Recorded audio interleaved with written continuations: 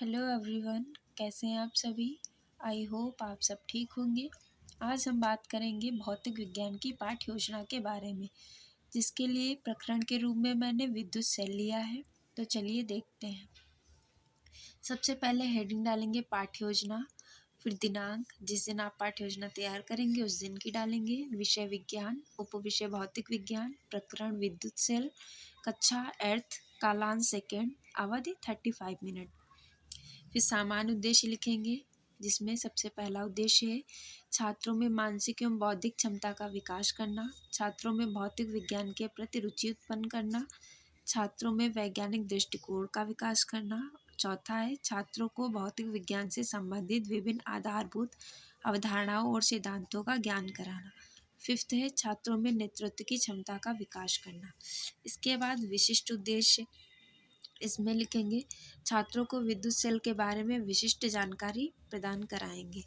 फिर सहायक सामग्री, इसके अंतर्गत लिखेंगे चौक, डस्टर, संकेतक, लपेट श्याम पट्ट तथा कक्षापयोगी सामग्री। फिर पूर्व ज्ञान में लिखेंगे छात्र छात्राएं विद्युत सेल के बारे में सामान्य जानकारी रखते हैं। इसके बाद प्रस्तावना प्रश्न लिखेंगे, जिसमें एक टेबल बनाएंगे।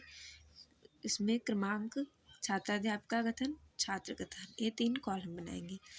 क्रमांक में नंबर 1 डालेंगे छात्राध्यापक का कथन में।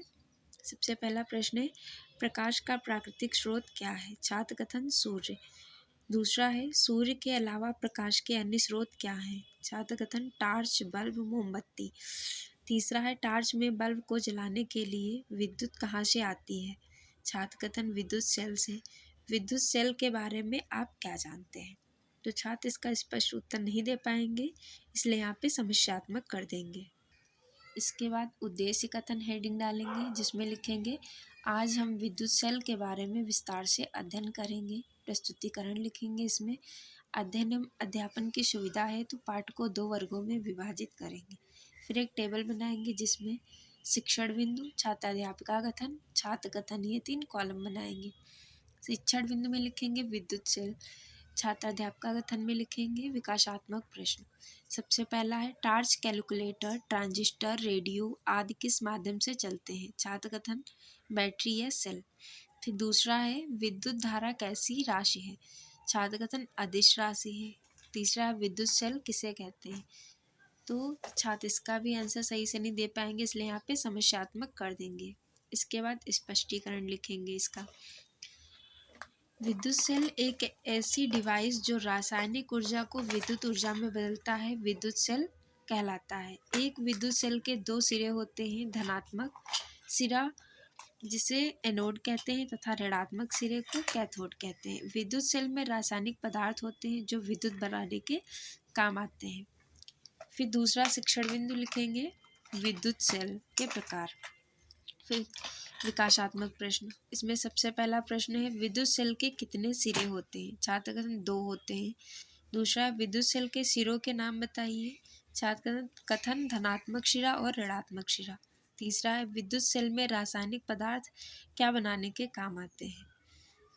छात्र कथन, विद्युत। फिर चौथा है, विद्युत सेल कितने प्रकार के होते हैं। तो इसे भी समस्यात्मक कर देंगे।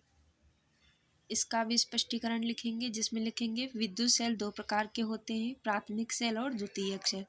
प्राथमिक सेल वे होते हैं जिन्हें हम पुनः आवेशित नहीं कर सकते हैं। इन सेलों में होने वाली रासायनिक क्रियाएं अनुक्रमणीय होती हैं। लेक्लांसी सेल, डेनियल से ओल्टी सेल, शुष्क सेल एवं बटन सेल प्राथमिक सेल होते हैं। इनका आंतरिक प्रतिरोध अधिक होता है। द्वितीय विद्युत सेल वे होते हैं जिन्हें पुनः आवेशित किया जा सकता है।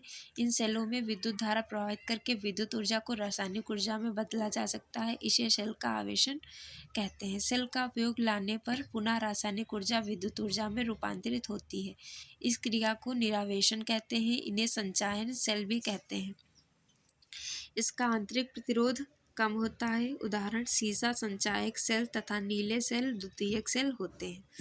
फिर बोधात्मक प्रश्न लिखेंगे, जिसमें क्रमांक, छात्राध्यापिका कथन, छात्र कथन, टेबल बनाएंगे। छात्राध्यापिका कथन में सबसे पहला प्रश्न है, विद्युत सेल कितने प्रकार के होते हैं। छात्र कथन, 2 प्रकार के। दूसरा है, विद्युत सेल के सिरों के नाम बताइए। छात्र कथन, धनात्मक सिरा और ऋणात्मक सिरा। तीसरा है धनात्मक सिरे का दूसरा नाम क्या है? एनोड। द्वितीयक सेल के उदाहरण क्या है? छात्र सीसा संचायक सेल और नीले सेल। फिर हेडिंग डालेंगे श्याम पट्टकार। इसमें लिखेंगे बाएं पृष्ठ पर अंकित है। इसमें दिनांक, विषय विज्ञान, उपविषय भौतिक विज्ञान, प्रकरण विद्युत सेल, कक्षा 8, कालांश सेकेंड, अवधि 35 मिनट।